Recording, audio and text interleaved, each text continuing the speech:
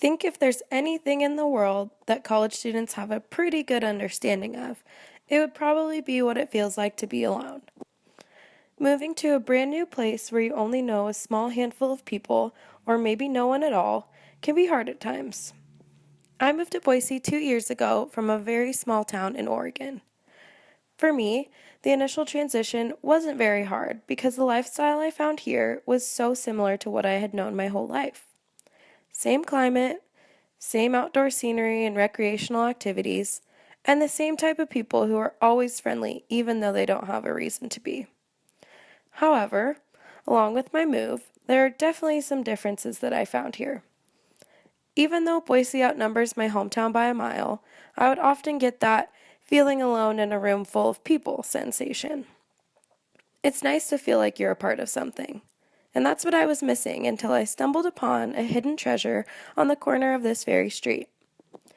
I won't tell you where, because that would be cheating, but somewhere in this neat little free library lies a scroll of hundreds of initials and dates encapsulated in the tiniest container you could probably find in any old knick-knack drawer.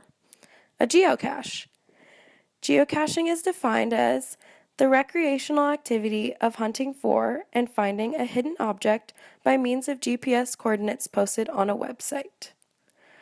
Although this definition covers the basic grounds of what geocaching technically is, I think it means a whole lot more than that.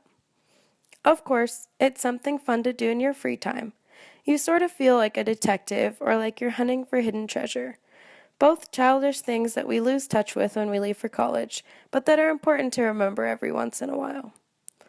But above all, when you're searching like an idiot, flipping through the books in the little free library, standing on your tiptoes to see if it could be hidden near the top where your vertical giftedness, or lack thereof, can allow you to see, you remember that hundreds of other people have been staring at the exact same thing, looking for that little hidden treasure, so really, you're not alone.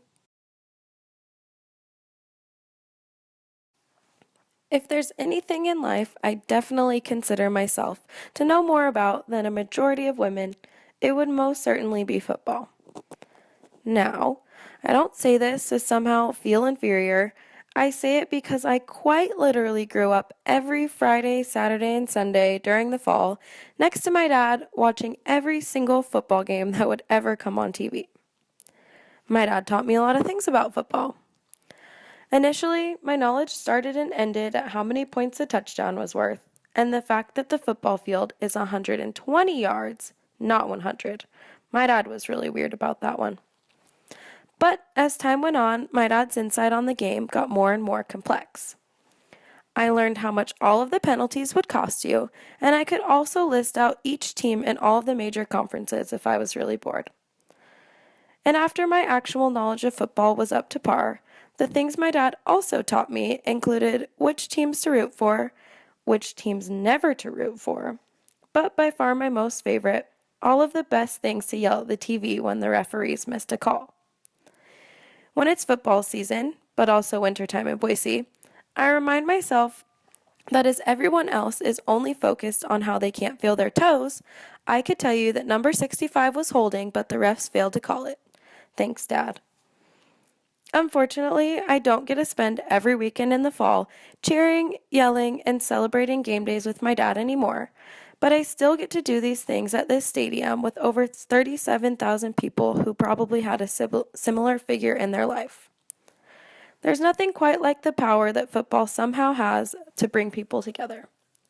No matter which team, which day, or which time, it's a culture that spreads far and wide.